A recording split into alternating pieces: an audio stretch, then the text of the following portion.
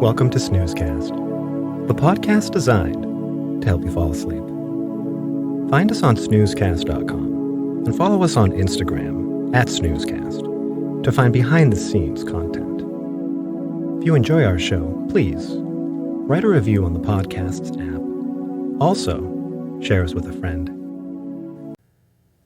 If you would like to get an email once a week, subscribe to the Snoozeletter at snoozecast.com.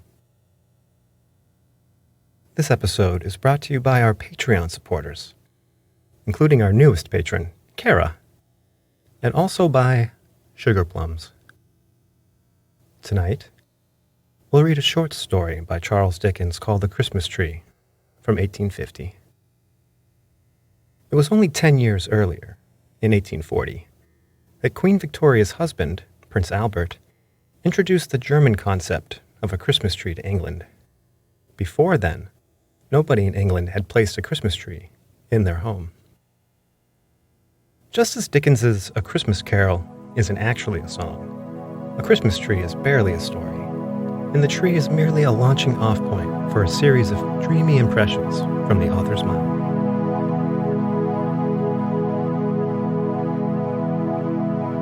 Let's get cozy. Close your eyes.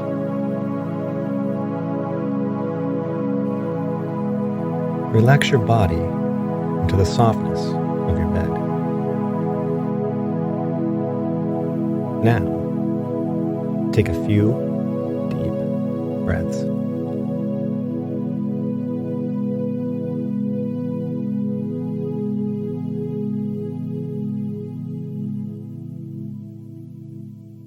I have been looking on, this evening, at a merry company of children assembled around that pretty German toy, a Christmas tree. The tree was planted in the middle of a great round table and towered high above their heads. It was brilliantly lighted by a multitude of little tapers, and everywhere sparkled and glittered with bright objects. There were rosy-cheeked dolls, hiding behind the green leaves. And there were real watches, with movable hands at least, and an endless capacity of being wound up, dangling from innumerable twigs. There were French polished tables, chairs, bedsteads, wardrobes, 8-day clocks, and various other articles of domestic furniture, wonderfully made, in tin, at Wolverhampton. Perched among the boughs, as if in preparation for some fairy housekeeping, there were jolly, broad-faced little men, much more agreeable in appearance than many real men, and no wonder, for their heads took off, and showed them to be full of sugar plums. There were fiddles and drums, there were tambourines, books, work boxes, paint boxes, sweet meat boxes, and all kinds of boxes. There were trinkets for the elder girls, far brighter than any grown-up gold and jewels. There were teetotums, humming tops, needle cases, pen wipers, smelling bottles, conversation cards, bouquet holders, real fruit made artificially dazzling with gold leaf, imitation apples, pears, and walnuts, crammed with surprises.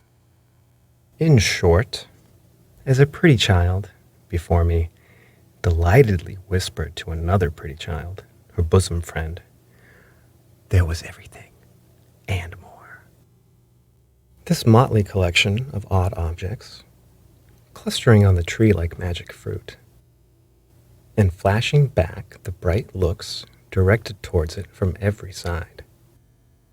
Some of the diamond eyes admiring it were hardly on a level with the table, and a few were languishing in timid wonder on the bosoms of pretty mothers, aunts, and nurses, made a lively realization of the fancies of childhood, and set me thinking how all the trees that grow and all the things that come into existence on the earth after wild adornments of that well-remembered time. Being now at home again and alone, the only person in the house awake, my thoughts are drawn back by a fascination which I do not care to resist, to my own childhood. I begin to consider, what do we all remember best upon the branches of the Christmas tree of our own young Christmas days, by which we climbed to real life? Straight in the middle of the room, cramped in the freedom of its growth by no encircling walls or soon-reached ceiling, a shadowy tree arises, and looking up into the dreamy brightness of its top, for I observe in this tree the singular property that it appears to grow downward towards the earth, I look into my youngest Christmas recollections. All toys at first, I find. Up yonder, among the green holly and red berries, is the tumbler with his hands in his pockets, who wouldn't lie down, but whenever he was put upon the floor, persisted in rolling his body about until he rolled himself still, and brought those lobster eyes of his to bear upon me, when I affected to laugh very much, but in my heart of hearts was extremely doubtful of him, but could not be put away either, for he used suddenly, in a highly magnified state, to fly out of mammoth snuff-boxes in dreams when least expected. Nor is the frog with cobbler's wax on his tail far off, for there was no knowing where he wouldn't jump. And when he flew over the candle, and came upon one's hand with that spotted back, red on a green ground, he was horrible. A cardboard lady in a blue silk skirt, who was stood up against the candlestick to dance, and whom I see on the same branch, was milder and was beautiful. I never wondered what the dear old donkey with the panniers was made of then. His hide was real to the touch, I recollect, and the great black horse with the round red spots all over him, the horse that I could even get upon. I never wondered what had brought him to that strange condition, or thought that such a horse was not commonly seen at Newmarket.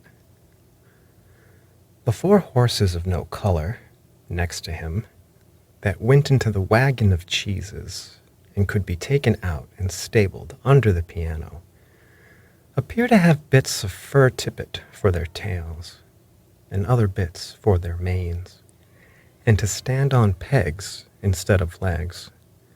But it was not so when they were brought home for a Christmas present. They were all right then. Neither was their harness unceremoniously nailed into their chests, as appears to be the case now. The tinkling works of the music cart, I did find out, to be made of quill toothpicks and wire, and I always thought that little tumbler in his shirt sleeves, perpetually swarming up one side of a wooden frame and coming down head foremost on the other, rather a weak-minded person, though good-natured, but the Jacob's ladder next to him, made of little squares of red wood that went flapping and clattering over one another, each developing a different picture, and the whole enlivened by small bells, was a mighty marvel and a great delight. Ah, the doll's house, of which I was not proprietor, but where I visited. I don't admire the Houses of Parliament half so much as that stone-fronted mansion with real glass windows, and doorsteps, and a real balcony. Greener than I ever see now, except at watering places, and even they afford but a poor imitation. And though it did open all at once, the entire house front, which was a blow, I admit, as canceling the fiction of a staircase, it was but to shut it up again, and I could believe. Even open, there were 3 distinct rooms in it, a sitting room and bedroom, elegantly furnished, and best of all, a kitchen with uncommonly soft fire irons, a plentiful assortment of diminutive utensils, oh, the warming pan, and a tin man cook in profile, who was always going to fry 2 fish. What Barmecide justice have I done to the noble feasts wherein the set of wooden platters figured, each with its own delicacy, as a ham or turkey, glued tight on to it, and garnished with something green, which I recollect as moss. Could all the temperance societies of these later days, united, give me such a tea-drinking as I have had through the means of yonder little set of blue crockery, which really would hold liquid? It ran out of the small wooden casket, I recollect, and tasted of matches, and which made tea, nectar. And if the 2 legs of the ineffectual little sugar tongs did tumble over one another and want purpose, like Punch's hands, what does it matter? And if I did once shriek out, as a poisoned child, and strike the fashionable company with consternation, by reason of having drunk a little teaspoon, inadvertently dissolved into hot tea, I was never the worse for it, except by a powder. Upon the next branches of the tree, lower down, hard by the green roller and gardening tools, how thick the books begin to hang. Thin books in themselves, at first, but many of them, and with deliciously smooth covers of bright red or green. What fat black letters to begin with! A was an archer, and shot at a frog. Of course he was. He was an apple pie also, and there he is. He was a good many things in his time, was A. And so were most of his friends, except X, who had so little versatility that I never knew him to get beyond Xerxes or Xantippe, like Y, who was always confined to a yacht or a yew tree, and Z, condemned forever to be a zebra or a zany. But now, the very tree itself changes and becomes a beanstalk, the marvelous beanstalk up which Jack climbed to the giant's house. And now, these dreadfully interesting, double-headed giants, with their clubs over their shoulders, begin to stride along the boughs in a perfect throng. And Jack, how noble, with his sword of sharpness and his shoes of swiftness.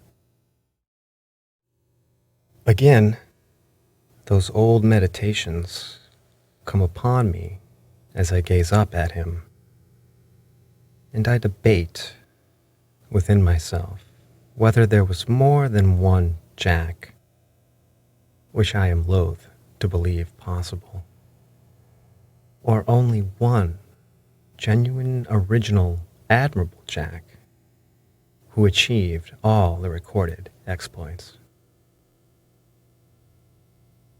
Good for Christmas time is the ruddy color of the cloak, in which the tree, making a forest of itself for her to trip through with her basket, Little Red Riding Hood comes to me one Christmas Eve to give me information of the cruelty and treachery of that dissembling wolf who ate her grandmother without making any impression on his appetite.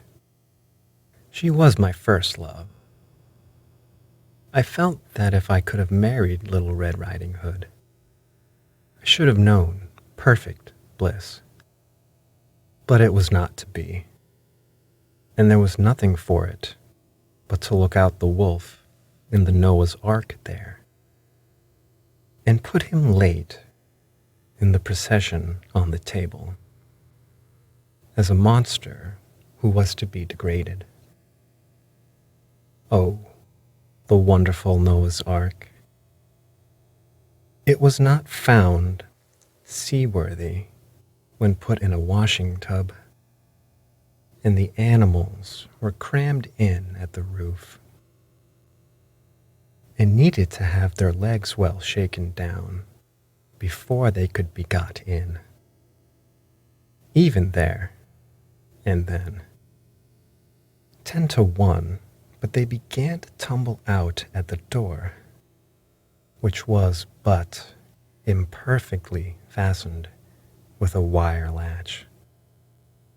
But what was that against it?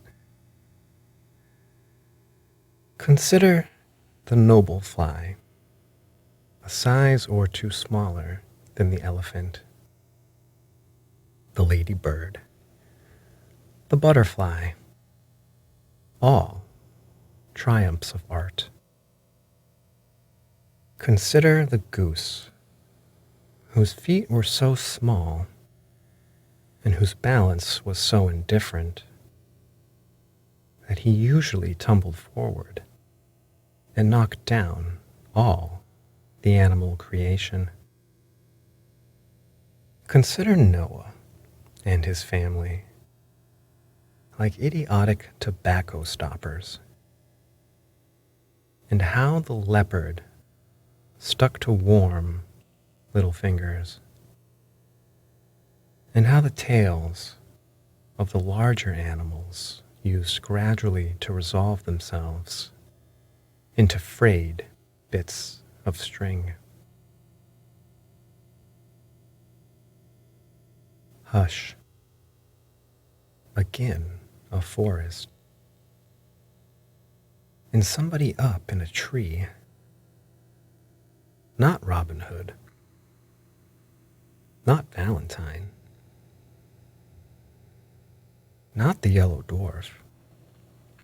I have passed him and all Mother Bunch's wonders without mention.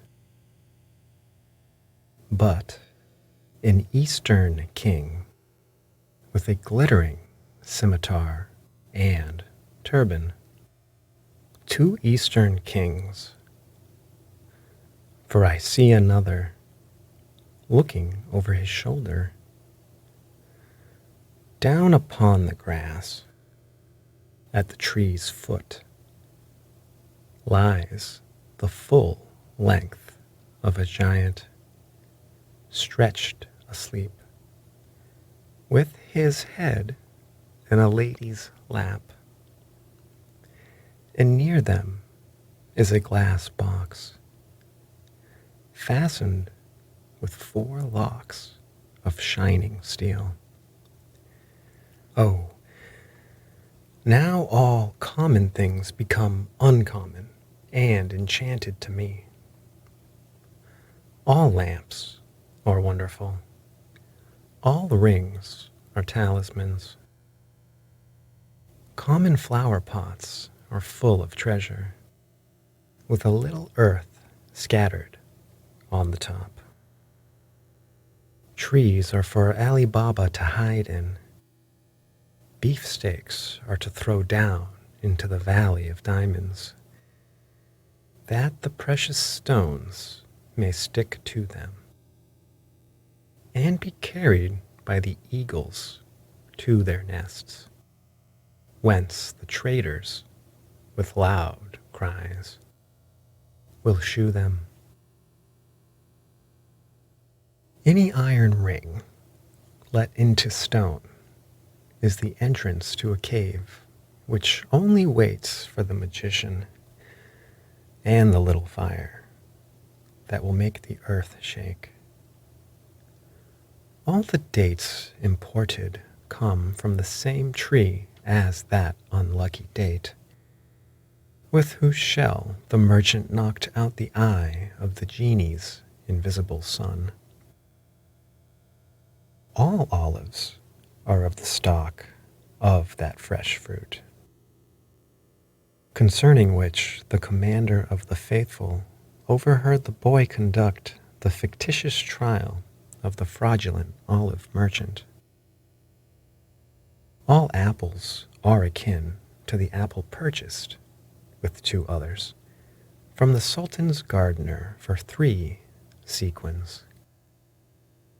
All dogs are associated with the dog, really a transformed man, who jumped upon the baker's counter and put his paw on the piece of bad money. All rice recalls the rice which the awful lady, who was a ghoul, could only peck by grains, because of her nightly feasts in the burial place. My very rocking horse, there he is, with his nostrils turned completely inside out, should have a peg in his neck, by virtue thereof to fly away with me, as the wooden horse did with the Prince of Persia in sight of all his father's court. Yes, on every object that I recognize among those upper branches of my Christmas tree, I see this fairy light. When I wake in bed at daybreak, on the cold, dark winter mornings, the white snow dimly beheld outside, through the frost on the window pane. Sister, sister, if you are yet awake, I pray you finish the history of the young king of the Black Islands. He replies, if my lord the Sultan will suffer me to live another day, sister, I will not only finish that, but tell you a more wonderful story yet. Then the gracious Sultan goes out, giving no orders for the execution, and we all 3 breathe again. At this height of my tree, I begin to see, cowering among the leaves, it may be born of turkey, or of pudding, or mince pie, or of these many fancies, jumbled with Robinson Crusoe on his desert island, Philip Quarrel among the monkeys, Sanford and Merton with Mr. Barlow, Mother Bunch, and the Mask. Or it may be the result of indigestion, assisted by imagination and over-doctoring, a dream. It is so exceedingly indistinct, I can only make out that it is an immense array of shapeless things, which appear to be planted on a vast exaggeration of the lazy tongs that used to bear the toy soldiers, and to be slowly coming close to my eyes, and receding to an immeasurable distance. When it comes closest, it is worse. In connection with it, I descry remembrances of winter nights incredibly long, of being sent early to bed as a punishment for some small offense, and waking in 2 hours with a sensation of having been asleep 2 nights. Out of this delight springs the toy theater. There it is, with its ladies and feathers in the boxes, and all its attendant occupation with paste and glue and gum and watercolors, in the getting up of the miller and his men, and Elizabeth, or the exile of Siberia. In spite of a few besetting accidents and failures, particularly an unreasonable disposition in the respectable Kelmar, and some others to become faint in the legs and double up at exciting points of the drama. A teeming world of fancies so suggestive and all-embracing that, far below it on my Christmas tree, I see dark, dirty, real theaters in the daytime, adorned with these associations as with the freshest garlands of the rarest flowers, and charming me yet. But hark! The waits are playing, and they break my childish sleep. What images do I associate with the Christmas music as I see them set forth on the Christmas tree? Known before all the others, keeping far apart from all the others, they gather round my little bed. An angel speaking to a group of shepherds in a field. Some travelers with eyes uplifted, following a star, a baby in a manger, a child in a spacious temple, talking with grave men, a solemn figure with a mild and beautiful face,